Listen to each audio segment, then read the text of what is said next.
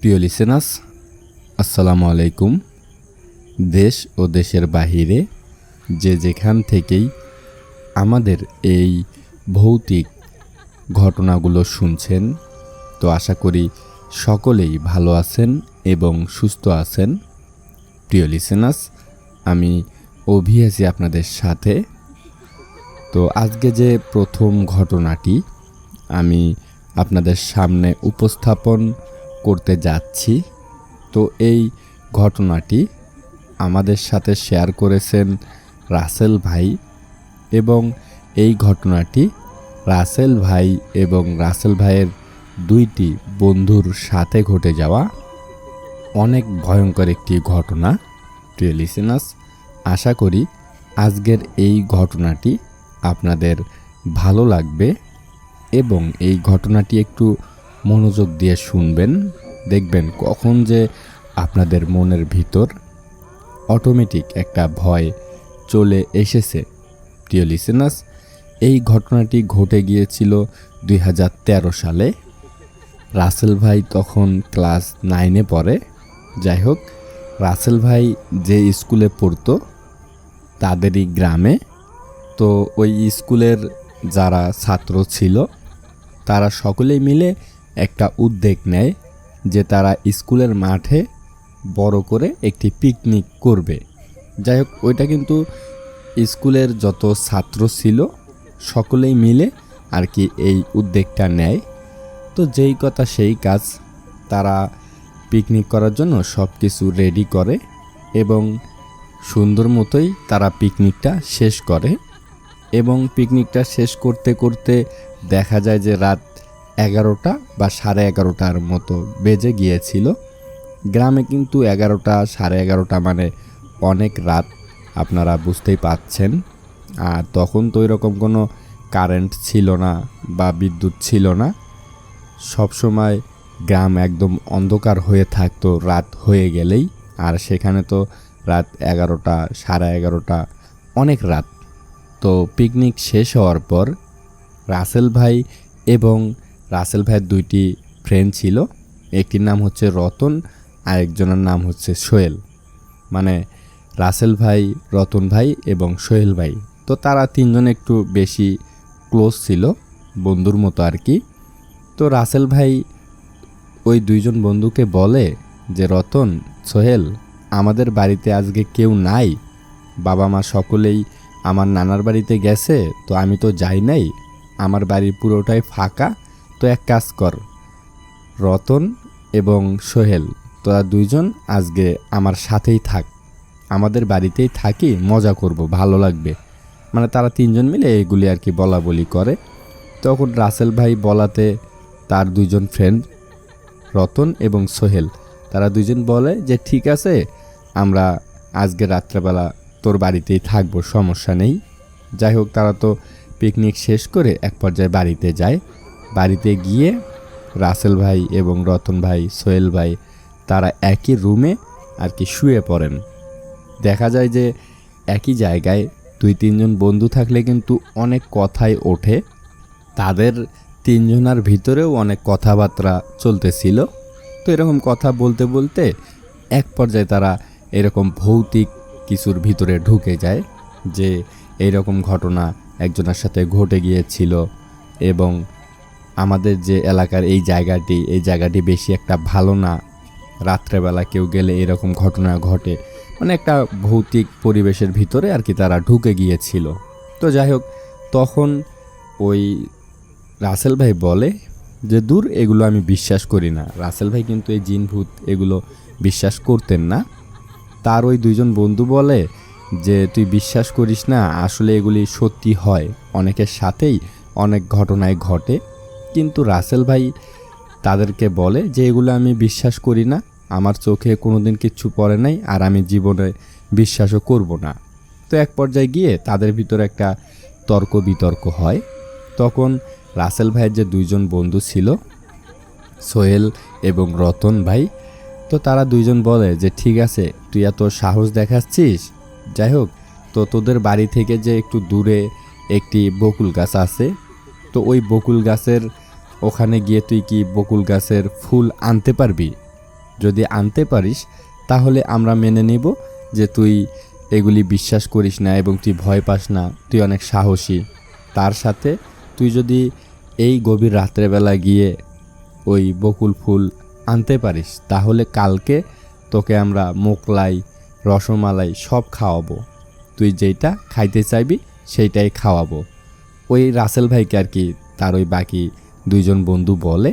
তো রাসেল ভাই রাজি হয়ে যায়, যেটা কোনো কথা বললি আমি আবার রাত্রেবেলা গিয়ে ওখান থেকে কোনো কিছু আনতে পারবো না বা বকুল ফুল আনতে পারবো না, এটা আমি পারবো, তোরা বললি আমি যাব। তখন কিন্তু প্রায় 12:30টার মতো বেজে গেছে, 1 ঘন্টা চলে গেছে।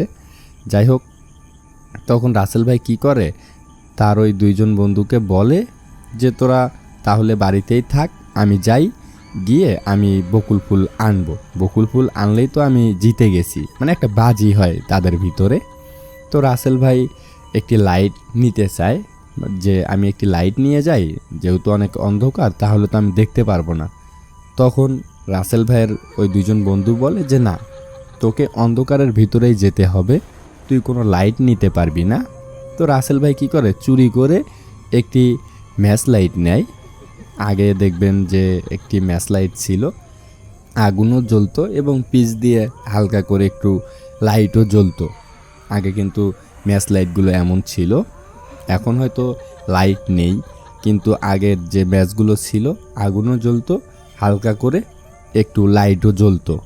যাই হোক, তখন রাসেল ভাই ওই লাইটারটি চুরি করে নিয়ে তো বের হয়ে যায় ওই বকুল গাছ থেকে বকুল ফুল আনতে।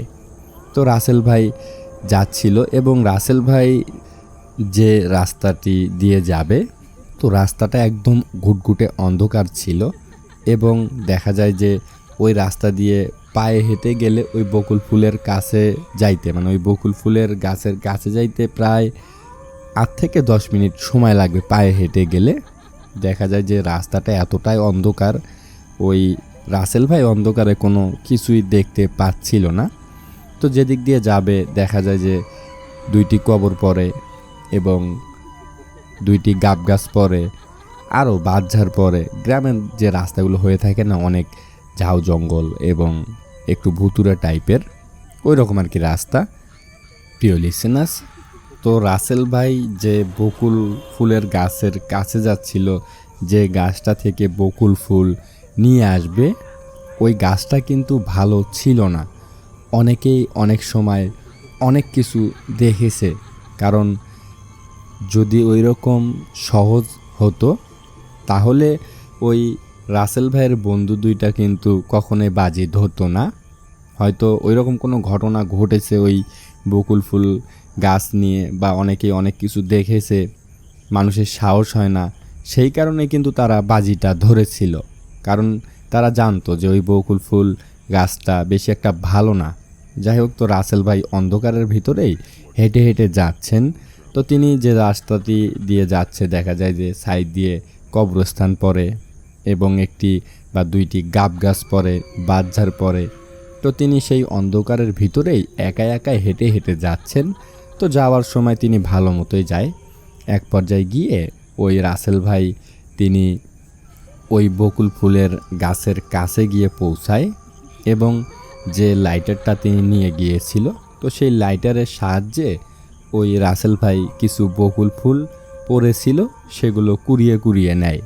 নেওয়ার পর তিনি সেগুলো পকেটে রেখে দেয় এবং ওখানে যাওয়ার পর রাসেল ভাইয়ের কেমন যেন শরীরটা একটু মানে অদ্ভুত হয়ে যায়, মানে শীতল হয়ে যায় বা শিউরে ওঠে শরীরটা কেমন যেন। তো রাসেল ভাই বকুল ফুল নিচ্ছে এবং পকেটে রেখে দিচ্ছে। আর ওখানে কিন্তু শুধু একটা বকুল ফুলের গাছ না, বেশ কয়েকটাই ছিল। যাই হোক, তিনি নেওয়ার পর তিনি হঠাৎ করেই কেমন যেন একটা খিলখিল একটা শব্দ পাচ্ছিল, যে খিলখিল করে কেউ যদি একটা হাসি দেয় কীরকম একটা আওয়াজ হবে। তো এরকম একটা খিলখিল হাসির আওয়াজ পাচ্ছিল ওই রাসেল ভাই। তো তিনি চারদিকে খেয়াল করে যে আসলে কে এরকম হাসি দিচ্ছে বা এই খিলখিল করে কে এরকম শব্দ করতেছে। তো রাসেল ভাই চারদিকে তাকানোর পর দেখে যে না, সাইড দিয়ে কেউ নেই। তো রাসেল ভাই যখন একটুখানি ওই বকুল গাছটার উপরের দিকে তাকায়, তো রাসেল ভাই দেখতে পারে যে একটি সাদা ধপধপে শাড়ি পরে একটি ভয়ঙ্কর মহিলা ওই বকুল ফুল গাছের ডালে বসে আছে এবং ওই বকুল ফুলের গাছের ভিতরে অনেকটা বাতাস হচ্ছে এবং ওই ভয়ঙ্কর মহিলাটি যে গাছের উপরে বসে আছে, তিনি যে সাদা ধপধপে কাপড়টা পরেছিল, তো সেই কাপড়টা বাতি হয়ে একটু নিচের দিকে ঝুলেছিল, সেইটাও আর কি ওই রকম বাতাসে লড়াচড়া করতেছে। এইটা দেখার পর ওই রাসেল ভাই ভীষণ ভয় পেয়ে যায় যে তিনি এটা কি দেখতেছে তার নিজের চোখে। এবং ওই মহিলাটির চেহারা এতটাই বিভৎস ছিল, এতটাই ভয়ঙ্কর ছিল, কুৎসিত ছিল। তিনি দেখে যে ওই মহিলাটির চোখগুলো একদম কালো কুসকুসে, চেহারাটাও একদম সাদা, মনে হচ্ছে তার শরীরে কোনো রক্তই নেই, চুলগুলো অনেক লম্বা লম্বা ছেড়ে দেওয়া, বাতাসে উড়তেছে। তো ওই মহিলাটি আর কি রাসেল ভাইয়ের দিকে তাকিয়ে ওই রকম খিলখিল করে হাসি দিচ্ছিল। তো রাসেল ভাই এইটা দেখার পর তিনি যে জোরে একটা চিৎকার দিবে, তো চিৎকার তার গলা থেকে বের হচ্ছিল না, কেমন জানি তার গলা থেকে কোনো আওয়াজই বের হচ্ছিল না। তো তিনি কি করবেন না করবেন ওখান থেকে একটা দৌড় দেয়। তো দৌড় দিয়ে তিনি বেশ কিছুটা দূরে আসে। তিনি কিন্তু তখন ভীষণ ভয় পাচ্ছিল। যাই হোক, তখন ওই রাসেল ভাই চারিদিকে একটু দেখে যে না, সব কিছু স্বাভাবিক, তিনি আর কিছু দেখতে পাচ্ছে না। যাই হোক, তিনি আস্তে আস্তে হাঁটতে হাঁটতে ওই বাড়ির দিকে যাচ্ছে। যাই হোক, তো তিনি যখন ওই গাব গাছের ওখানে যায়, তো গাব গাছের ওখানে যাওয়ার পর ওই রাসেল ভাই দেখতে পারে যে গাব গাছের নিচে সাদা ধপধপে একটি ঘোড়া দাঁড় করানো এবং ওই ঘোড়ার উপরে একটি 2 থেকে 3 বছরের বাচ্চা শিশু ওই ঘোড়ার উপরে বসা। রাসেল ভাই যখন এইটা দেখে, তিনি তো আরও ভীষণ ভয় পেয়ে যায় যে ঘোড়ার উপরে কিভাবে ওই ছোট্ট শিশুটি বসে আছে, এটা কখনোই সম্ভব না। যাই হোক, তো রাসেল ভাই যখন তার সামনে এই জিনিসটা দেখে, দেখার পর তিনি তো আরও ভীষণ ভয় পেয়ে যায়। যাই হোক, তিনি ওই ঘোড়াটাকে এবং ওই বাচ্চা শিশুটাকে দেখার পর তিনি চোখ বন্ধ করে আল্লাহর নাম নিয়ে ওখান থেকে একটা দৌড় দেয়। তো দৌড় দিয়ে তিনি এক দৌড়ে বাড়িতে চলে যায়। তো বাড়িতে যাওয়ার পর তার যে 2জন বন্ধু ছিল, তাদেরকে শুধুমাত্র ওই রাসেল ভাই তার পকেট থেকে বকুল ফুলগুলো হাতে দিয়ে তিনি সাথে সাথে অজ্ঞান হয়ে পড়ে যায়। তো রাসেল ভাইয়ের যখন জ্ঞান ফেরে, তখন তিনি দেখে যে সকাল হয়ে গেছে এবং রাসেল ভাইয়ের পাশে তার ওই 2জন বন্ধু বসে আছে। একজন হচ্ছে সোহেল, আরেকজন হচ্ছে রতন। তারা 2জন ওই রাসেল ভাইয়ের পাশে বসে আছে। তো যাই হোক, তখন আর কি রাসেল ভাই শুনতে পারে তার ওই 2জন বন্ধুর মুখ থেকে যে তারা 2জন আগে রাসেল ভাইকে জিজ্ঞেস করে যে আসলে কালকে কি হয়েছিল তোর বলতো। তখন রাসেল ভাই পুরো ঘটনা তার ওই 2জন বন্ধুকে খুলে বলে এবং তখন তার ওই বন্ধুরা বলে, সোহেল এবং রতন, তারা 2জন বলে যে তুই কি জানিস যে আমাদের সাথে কি ঘটেছে? তুই তো বকুল ফুল নিয়ে এসে আমাদের হাতে দিয়েই তুই তো আর কিছু বলতে পারিস না। তো তুই যখন অজ্ঞান হয়েছিলি, তোকে আমরা অনেক ডাকাডাকি করেছি, কিন্তু তুই উঠিস নাই বা তোর জ্ঞান ফেরে নাই। তো আমরা যখন সজাগ ছিলাম বা তুই আসার পর থেকেই আমাদের সাথেও অদ্ভুত ধরনের ঘটনা ঘটে গেছে। তো তুই যখন আসলি, আমরা একটু পরেই খেয়াল করলাম যে আমাদের দরজার ভিতরে কেউ একজন বাড়ি দিচ্ছে বা কেউ ঠক ঠক করে দরজা খুলতে বলছে। তো আমরা যখন দরজাটা খুলি, তো কাউকে দেখতে পাই না, সব কিছুই স্বাভাবিক, কিন্তু বাহিরে প্রচণ্ড জোরে বাতাস হচ্ছিল। তো এরকম ঘটনা ঘটেছে এবং আমরা আবারও খেয়াল করি যে তোদের যে টিনের চাল, তো টিনের চালের উপর দিয়ে কেউ হাঁটাচলা করতেছে এবং দৌড়াদৌড়ি করতেছে এবং একটি খিলখিল হাসির আওয়াজ আসছিল। তখন তো ওই রাসেল ভাই এগুলো খালি শুনতে থাকে, কোনো কথা বলে না। তারা আরও বলে যে তারা দুইজন শব্দ পেয়েছে, ওই রাসেল ভাইয়ের বন্ধু দুইজন, রতন ভাই এবং সোহেল ভাই, যে তাদের টিনের চালের উপর কেউ অনেক বড় বড় পাথর দিয়ে ঢিল দিচ্ছে। তো এরকম অত্যাচার করতেই থাকে। তখন নাকি সোহেল ভাই এবং রতন ভাই একটু বের হয় সাহস করে, যে আসলে বাহিরে এরকম হচ্ছে কেন। তারা দুইজন যখন সাহস করে বাইর হয়, তখন তারা দেখতে পারে ওই রাসেল ভাইদের বাড়ির সামনেই, মানে বাড়ির যে আঙিনার সাথেই একটি বিশাল বড় আম গাছ ছিল। তো সেই আম গাছের ডালের ভিতরে রতন ভাই এবং সোহেল ভাই তারা দুইজন দেখতে পারে যে একটি মধ্যবয়সী মেয়ে তাদের ওই আম গাছের উপরে উঠে দাঁড় হয়ে আছে। এবং ওই রাসেল ভাইদের যে টিনের চাল, তো ওই টিনের চালের উপরে দেখে যে একটি ঘোড়া এবং একটি বাচ্চা ওই ঘোড়ার উপরে তাদের টিনের চালের উপর দাঁড় হয়ে আছে। একদিকে ওই ভয়ঙ্কর মেয়েটি একটি আমের গাছের উপরে দাঁড় হয়ে আছে, আর ওই ঘোড়াটি এবং ওই বাচ্চাটি তাদের টিনের চালের উপরে দাঁড় হয়ে আসিল। এবং ওই ঘোড়াটি যখন হাঁটাচলা করেছে তখনই তারা ওই শব্দগুলো পেয়েছিল। যাই হোক, তারা দুইজন যখন নাকি এই জিনিসগুলো দেখে, প্রচণ্ড ভয় পেয়ে তারা দৌড়ে রুমের ভিতরে ঢুকে যায়। তো রুমের ভিতরে ঢোকার পর তাদের এমন মনে হয়েছে যে তাদের বাহিরে প্রচণ্ড বাতাস হচ্ছে, গাছপালা, টিনের চাল এবং ঘরবাড়ি সব উড়ে নিয়ে যাচ্ছে, এরকম তাদের মনে হয়েছিল। যাই হোক, তারা ভয়ে আর ঘর থেকে বের হয়নি, তারা রুমের ভিতরেই ছিল। যাই হোক, তো ওই রাতটা যেভাবে হোক কেটে যায়। তো পরের দিন আর কি এই কথাগুলো ওই রাসেল ভাইয়ের দুইজন বন্ধু রাসেল ভাইকে বলে, এবং রাসেল ভাইয়ের সাথে কি ঘটেছিল তিনিও সব ঘটনা তার ওই বন্ধুদেরকে বলে।